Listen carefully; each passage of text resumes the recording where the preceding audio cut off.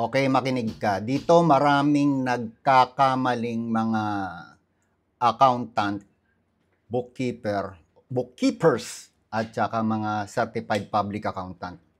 So, isa sa mga sasagutin nating tanong is, yung bang company kasi namin, sir, marami nagtatanong sa akin yan dito sa aking ka-taxpayer Facebook at saka dito sa aking tax specialista YouTube channel. Bossing, sabi, yung bang credit card, pag nag-purchase kami using credit card, ano ba ang mga dapat naming tandaan? Kasi na-audit kami ng BIR officials through letter of authority. Ang sabi, dapat may withholding tax daw. Ayun.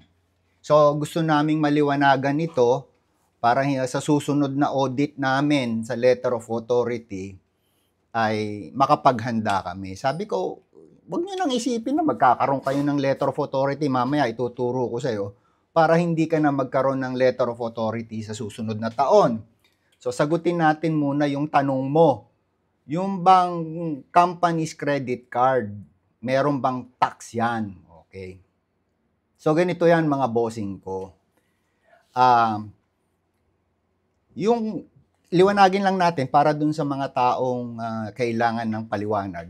Yung ibig sabihin kasi ng company's credit card, ang may-ari nung credit card, for example, ito, credit card, yan. Yung may-ari nung credit card ay yung company. Halimbawa, ang pangalan ng company, Emelino T. Maestro CPA Corporation. Yun yung nakasulat doon sa credit card. Ibig sabihin, hindi pangalan ng empleyado yung nakasulat o pangalan ng supplier mo, vendor, o pangalan ng customer. Pangalan ng company, Emelino T. Maestro CPA Corporation. So ngayon, hawak-hawak ng presidente yung credit card. So pumunta siya doon sa isang store, bili rito, bili ron, okay. So nag-accumulate ng expenses, sabihin natin 10,000 pesos. So pumunta siya sa opisina, sabi sa opisina, oy, mga bossing kong accountant, mga bossing kong CPA, ito yung resibo ng pinamili ko, gagamitin natin yan sa Christmas party natin. Okay, ang tanong is, may tax ba yon? Meron. Meron tax yon. Ano yung tax? Ayan. So sabi nung BIR na nag-audit sa kanila, chinarge daw sila ng failure to remit expanded withholding tax. So ang tanong nila, tama ba yung ginawa ng BIR official? Kasi hindi sila nag-withheld. Okay?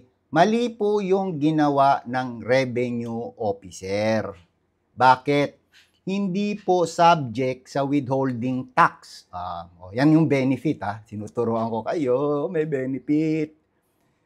Kapag gumamit ho kayo ng credit card, company's name, nag-purchase ho kayo, sino magbabayad sa vendor? Yung bank company o yung credit card company? O yung corporation ho ninyo, katulad ng sinabi ko, Emelino T. Maestro CPA Corporation. Siya ba yung magbabayad sa vendor o ang magbabayad yung credit card company?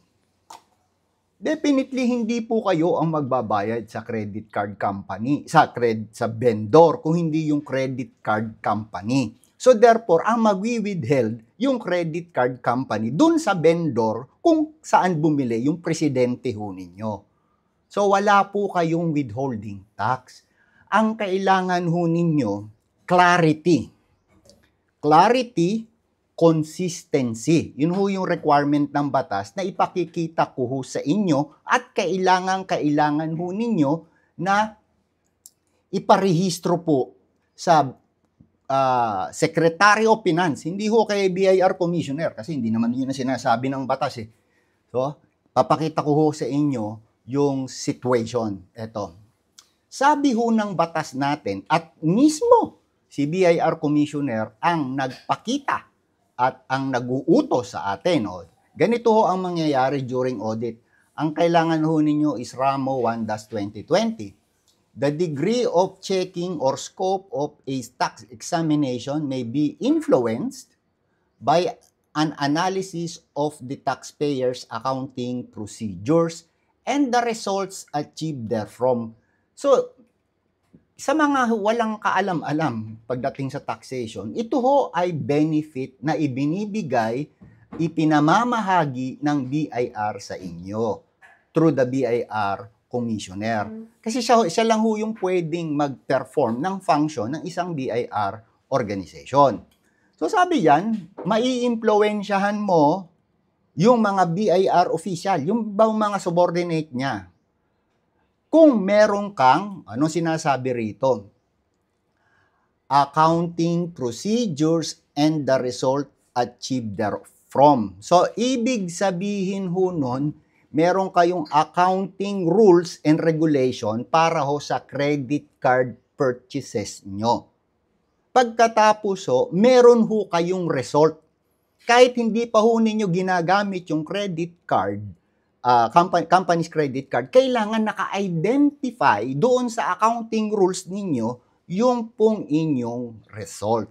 Yun ho yung sinasabi dyan. So, after na magkaroon ho kayo ng accounting rules and regulation, which is kailangan ho ninyong gawin ngayon na, at i-retroact ninyo. Kung kailangan ho nyo ng tulong tungkol sa accounting rules and regulation, tungkol ho sa credit card ho ninyo, ay pwede ho nyo akong lapitan. Diyan ho yung numbers ko, tsaka email. Bas gusto ko ho yung email, i-email nyo ako. At tutulungan ko ho kayo. So, ang sabi ho dito sa batas, yung accounting rules kayo gagawa. Hindi ho gagawin sa inyo ng BIR. Pero after ho ninyong magawa, meron hong pinagagawa again sa inyo. Ano ho yun? Ipapa-authorize nyo raw ho sa Secretary of Finance. Train law ho itong binabasa ko, train law. Again, yung accounting rules and regulation nyo, ipapa-authorize nyo kay Secretary of Finance. Napakasimple ho nung ipinagagawa sa atin. Okay? So, rules ang kailangan. Kasi yun ho ang gagamitin. Sabi nga, maiimpluwensyahan ninyo yung revenue officer kung meron kayong rule. Ibig lang sabihin ni BIR Commissioner, hindi nyo maiimpluwensyahan yung revenue officer kung wala kayong rule. So, ganun ka-importante yung rule. At the same time, kapag ang nagwi-withheld ng purchases ninyo, yung bangko, yung interest, penalty, at saka compromise penalty, surcharges, hindi ho kayo mai-imposean. Hindi kayo makokolektahan because bangko na yung nagwi-withheld. Para sa inyo, napakaganda. So, yung presidente, corporate secretary, treasurer, ay hindi na makakasuhan ng kriminal because hindi sila nag-withhold ng tax. Ang ganda ho ng sinasabi. Bukod dyan, gusto ko sanang i-share sa inyo na meron ho tayong instruction mismo sa BIR official. Actually sa BIR, 18 years ago na ito, tinatago ho sa inyo yung information. Ang nakasulat dito ay napakasimple. For purposes of taxation, it is the financial statement which is in conformity with the tax code that should be attached in the filing of income tax return.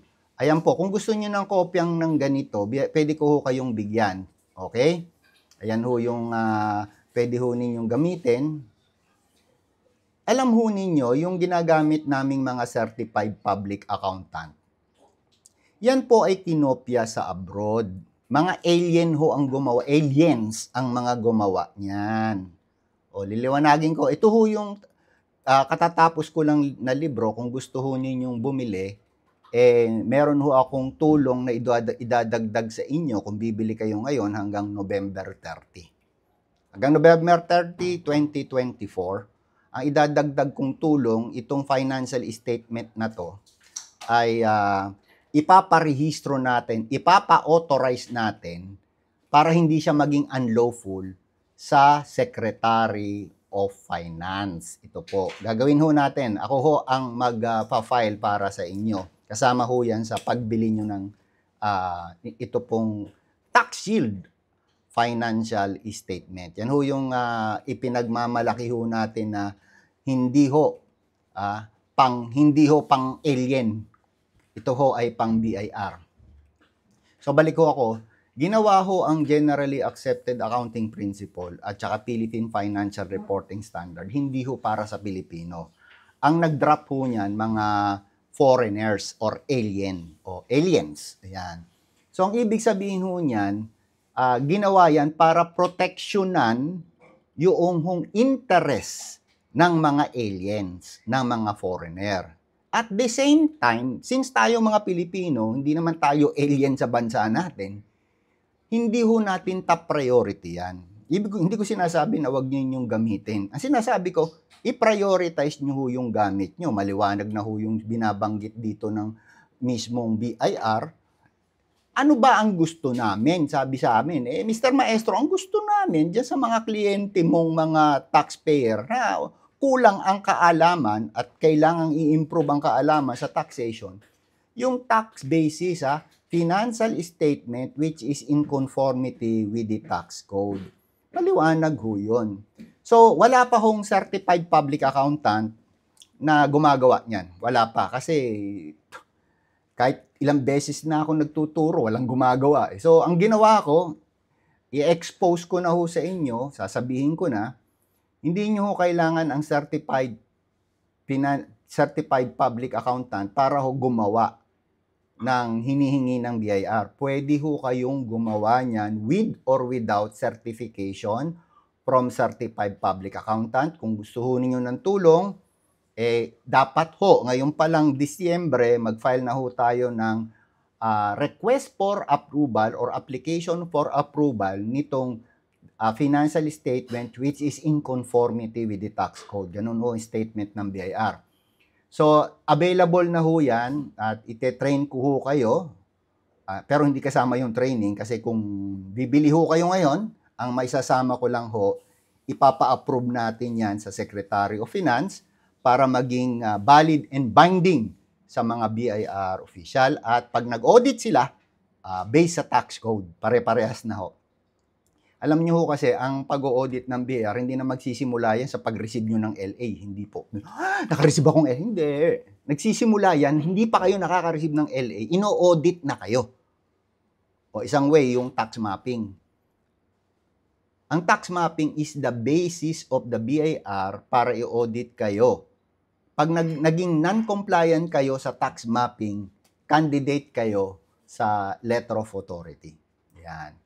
Pag ang financial statement mo ay gawa, prepared sa using GAAP, Generally Accepted Accounting Principle, at saka Philippine Financial Reporting Standard, mag-ingat ka, candidate ka na sa BIR Letter of Authority next year. So with that, mga ka-taxpayer kung mahal, dalawa ho ang moral lesson natin. Meron kayong accounting rules and regulations sa mga companies' credit card purchases. Kung hindi nyo kayang gawin, igagawa ko ho kayo exclusive, customized sa inyong mga pangangailangan sa company ninyo. At number 2, financial statement which is in conformity with the tax code. At sigurado ko, hindi ho kayo magkakaroon ng napakalaking deficiency assessment. Huwag na ho ninyong proteksyonan yung mga CPA ninyo na pirma lang ng pirma. Walang pakialam sa inyo. Ang pinakikialaman, kumikita siya sa inyo. So with that, mga taxpayer ko mahal, peace and happiness be with you for life. See you sa susunod kong video.